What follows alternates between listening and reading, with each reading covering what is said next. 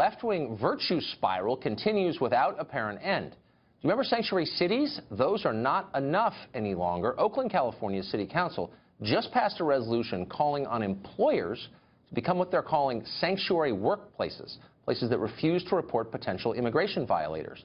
Keep in mind, though, that it's illegal for companies to knowingly employ people here who are without documentation, who are illegal. So is Oakland calling for collective defiance of federal law? It seems that way. Dan Kalb is an Oakland City Councilman. He voted for the resolution, and he joins us tonight. Dan, thanks for coming on. Oh, thank you, Tucker, for having me. Dan Kalb, thank you so much.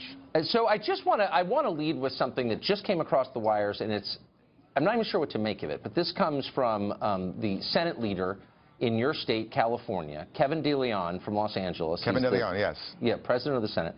And he said this of the statement from the Attorney General about sanctuary cities, and I'm quoting, "It has become abundantly clear that Attorney General Sessions and the Trump administration are basing their law enforcement policies on principles of white supremacy, not American values." I don't even know how to respond to that. I don't know what to think of that. Let me ask you simply, do you agree with that? Yeah, I don't know the context of that statement. I'm focusing on Oakland, although many cities in the Bay Area and throughout California feel the same way we do. We want to protect people who live here and work here and who are otherwise doing their day-to-day work, day-to-day job. And so when you mentioned the workplaces, we are requesting, not requiring, that workplaces call themselves or act in effect like a sanctuary workplace. Okay, I understand. Wait, can I skip back? This is the leader of your party in the California State Senate. I just want to ask, do you think it's legitimate to describe your opponents on this question, people who think that we ought to enforce federal immigration law, as white supremacists? Well, you know, there are a whole range of people throughout the country who believe certain things. Some of them certainly may be white supremacists. I have no way of knowing. He's calling the Attorney General of the United States and the President of the United States white supremacists. This is not a fringe guy. This is the head Democrat in the California State Senate, the biggest state. So it's a significant statement. Yeah. It's not something we picked off the Internet. Yeah, I know Kevin. Yes, I know Kevin DeLeon. He's a good guy. He's trying to defend the people of our state and his district, and I support him in that effort. I'm not calling a name to anybody individually. There are people who are all over the country who have certain positions, and some of them certainly might be white supremacists. Okay, but this kind of rhetoric it scares the hell out of people. It ends the conversation. It doesn't begin it. You can't have a rational conversation if people are throwing around terms like white supremacist, whatever that is. It's awful. I know that. So here's what I'm confused by. So if you're saying that employers ought to offer sanctuary to people who are working for them illegally, you're conceding that's okay, when of course it's a violation of federal law to work using fake papers, a fake Social Security number. Yeah, we're not telling employers they should hire people who they're not allowed to hire.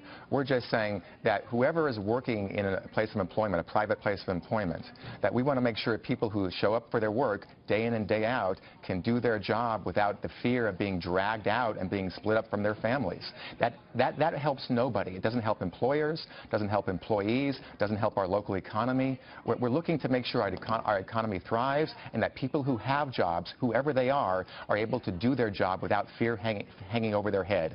Employees want that, employers want that, and our local economy needs that. You know, not everybody wants that. So the Justice Department press release today came out addressing your city and cities like it and said that officials like you, and I'm quoting now, seem more concerned with reassuring illegal immigrants than with warning MS-13 members that they were next. In other words, they're focused on protecting people here illegally and not stopping illegal aliens who are committing crimes here. Do you think that describes you? No, it doesn't. It's not one or the other. There are such a small percentage of people who might be undocumented, who might be committing serious crimes. I mean, most people who commit crimes are not undocumented residents. They are people who have been here for a long time and are here legally. We all know that. That's not up for debate. That's a reality. But hold on. And crime is a serious problem. No one's saying that crime isn't a serious problem in Oakland and every major city. And we want our police officers focused on responding to serious 911 calls, investigating violent crime, and reducing violent crime. And we don't want them distracted I've heard the talking with other points, things. But you have right in front of you countervailing evidence, and it's this. ICE agents recently arrested 11 MS-13 members here illegally in the Bay Area. Now, by definition, they're part of a criminal cartel that murders people and sells children into prostitution. And they're here because nobody's enforcing the immigration laws. Yeah, were you sad that they were picked up by ICE? No. No. If somebody is committing a violent crime and they're convicted of that crime, they should be dealt with harshly no matter who they are. And that has been the case not just in the current administration in D.C., but in the Obama administration as well. What I'm focusing on, well, besides my questions about housing and public safety overall, but in terms of making sure that people who are here, who are otherwise law-abiding people, are not the focus of our efforts. Our efforts need to be providing housing for people, building our local economy. If someone's committing a violent crime, no matter who they are, they should be dealt with harshly, as should be always the case. The facts, which I'm not sure if you're aware of them, but a huge percentage of the California state prison population is here illegally. Now, I'm not arguing that illegal aliens are more likely to commit a crime than native-born Americans, but they do commit a lot of crimes. They do. In the aggregate, a lot of crimes. And MS-13 is a prime example, and yet they're not even mentioned on your website. I know. So you got a whole public safety page on there, no mention of MS-13, and instead you said, I'm quoting, you strongly support the creation of a comprehensive vegetative management plan to stop wildfires. Now, I think it sounds fine to me, but shouldn't you at least mention the fact that there's a real gang problem that's predicated on the presence of a lot of illegals?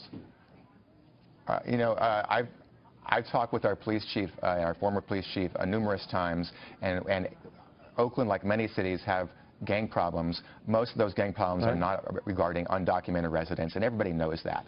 Now, if there are examples, it absolutely is true. If there are examples, specific examples, instances, exceptions where a portion of some gang somewhere, or just an individual who is committing a violent crime and is convicted of that crime happens to be undocumented, then by all means they should be dealt with harshly just like anybody else. But the focus is that most people who are undocumented are not committing crimes other than jaywalking. And so, you know, let's not exaggerate the reality of the situation. That's a lie, as you know.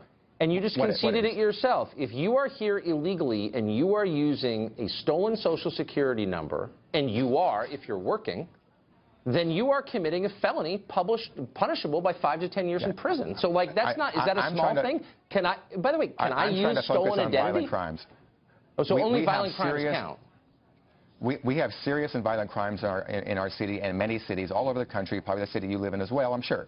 And we have to focus our police force and our police efforts and our law enforcement efforts on responding to serious 911 calls, investigating murders or other serious and violent crimes, and doing the good community policing efforts. I think you would agree with that. I think we all agree with that. So your police department in Oakland is famously rife with problems. I think you had 3 police chiefs in 8 days last year. Scandals, corruption.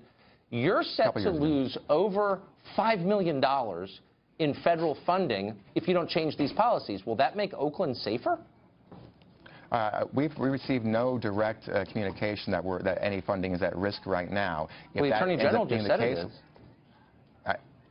Again, we received no direct communication. If that funding is at risk, we will deal with it accordingly. I know there are lawsuits underway to prevent that from happening. I don't know what's going to happen there. All I can tell you right now is we're focusing on housing issues, on law enforcement, on public safety, and on fire prevention in the hills. I'm sorry, we're almost out of time. I mean, you said many that twice. issues we want to focus on. Housing issues. So people who are here illegally get free housing or subsidized housing in Oakland too? No. I'm talking about a broader set of issues that we care about in Oakland. Do people who are here illegally get subsidized housing, taxpayer subsidized housing in Oakland?